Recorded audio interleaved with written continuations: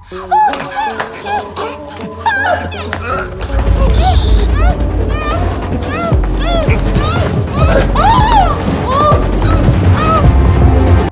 19 साल की उम्र में अंकिता सत्ता के नशे में चूर लोगों की हवस का शिकार बन गई।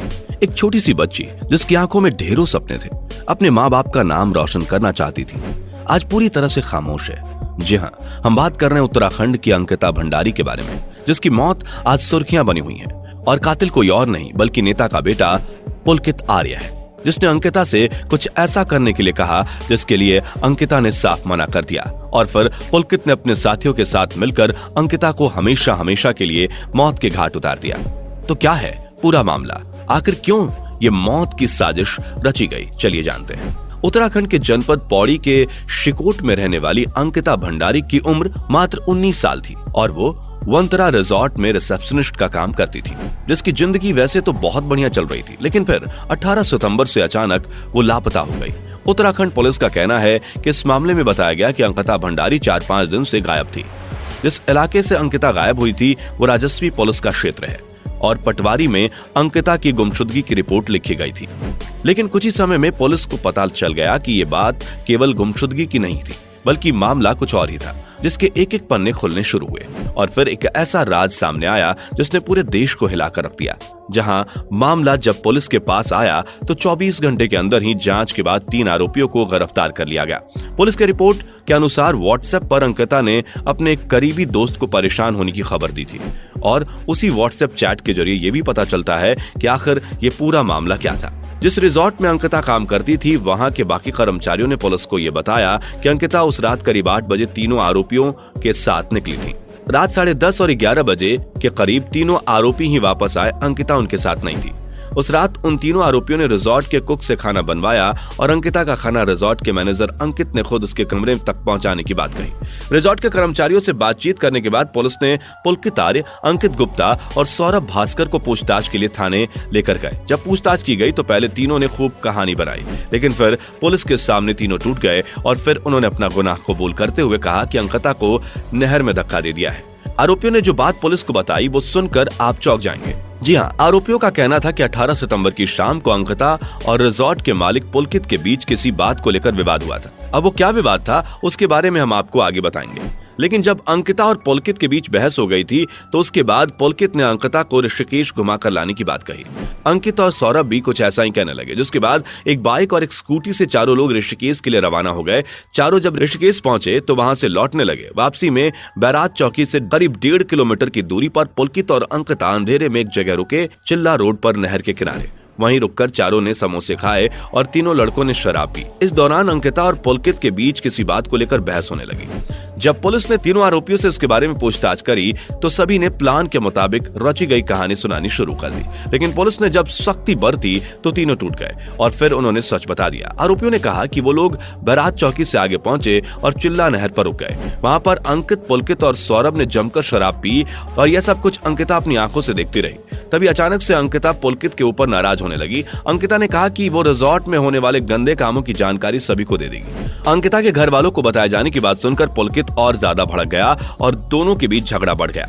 झगड़े के बीच अंकिता ने पुलकित का मोबाइल नहर में फेंक दिया और देखते ही देखते अंकिता और पुलकित के बीच हाथापाई शुरू होने लगी। दोनों में हाथापाई हो ही रही थी कि गुस्से में आकर पुलकित ने अंकिता को नहर में धक्का दे दिया। नहर में गिरने के बाद अंकिता बचा लो चिल्लाने लगी और बार बार पानी से बाहर आने की कोशिश भी कर रही थी, लेकिन वहीं खड़े अंकित और सौरभ ने उसकी कोई मदद नहीं करी और नहर का बहाव तेज होने की वजह से कुछ देर में अंकिता डूब गई। जब पुलकित ने पुलिस को यह जानकारी दी तो उन्होंने तुरंत जिला नहर पर अपनी जांच बिठाई और उसका शव बरामद कर लिया। मुख्यमंत्री पुष्कर सिंह धामी के आदेश पर आधी रात को अंकिता भंडारी की हत्या के आरोपी पुलकित के रिजॉर्ट पर बुलडोजर चलवा दिया गया और अब रिजॉर्ट पूरी तरह से चकनाचूर हो चुका है। हालांकि जब अंकिता नहर में डूब गई थी तब तीनों आरोपियों ने अपने आप को बचाने के लिए एक बड़ा प्लान बनाया, क्योंकि जब अंकिता आरोपियों के साथ रिजॉर्ट से निकल रही थी तभी अवना और कुश नाम के 2 कर्मचारियों ने उन लोगों को देख लिया था। इस वजह से सभी आरोपी डरे हुए थे। प्लान के मुताबिक आरोपियों ने पहले तो अपने रिजॉर्ट में कुक का काम करने वाले मनवीर को फोन किया और 4 लोगों के लिए खाना बनाने के लिए कहा। मनवीर ने जब अंकिता के बारे में पूछा तो आरोपियों ने कहा कि वो उनके साथ नहीं है, जिसके बाद जब आरोपी रिजॉर्ट पहुंचे तो प्लान के मुताबिक होटल के मैनेजर अंकित ने कुक मनवीर से कहा कि अंकिता का खाना उसे दे दो, वह खुद अंकिता को उसके कमरे में खाना देगा ताकि रिजॉर्ट के कुछ और दूसरे कर्मचारी को यह पता न चले कि अंकिता कमरे में नहीं है। इसलिए अंकित खुद ही खाना लेकर कमरे में चला गया। अगले दिन पुलकित और अंकित दोनों हरिद्वार चले गए। पुलकित ने नया मोबाइल फोन खरीदा और एक सिम खरीदा क्योंकि उसका फोन अंकिता पहले ही नहर में फेंक चुकी थी। और फिर तीसरे आरोपी सौरभ को पुलकित ने फोन किया और कहा कि अंकिता के कमरे से वो उसका मोबाइल ले आए।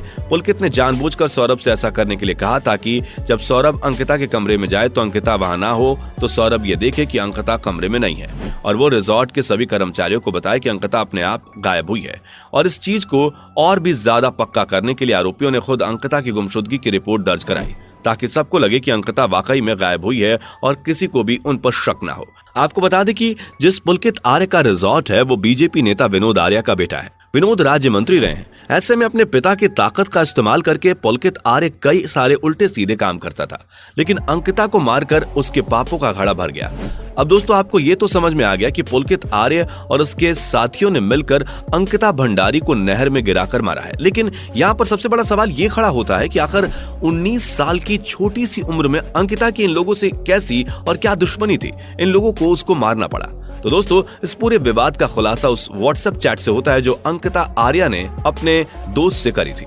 अंकिता का एक दोस्त था जिससे वो हर रोज बात करती थी, लेकिन जब 18 सितंबर को अंकिता का कोई भी मैसेज या कॉल नहीं आया तो उसे घबराहट होने लगी और फिर उसने सामने आने का फैसला किया और उस व्हाट्सएप चैट को लोगों के सामने रखा जिसने दूध का दूध पानी का पानी कर दिया। अंकिता ने व्हाट्सएप चैट में अपने दोस्त से कहा था कि उसका मैनेजर अंकित उसे अकेले में बुलाता है। अंकिता रिसेप्शनिस्ट थी, इसलिए अंकित की बात सुनते हुए वो उसके पास जाती है।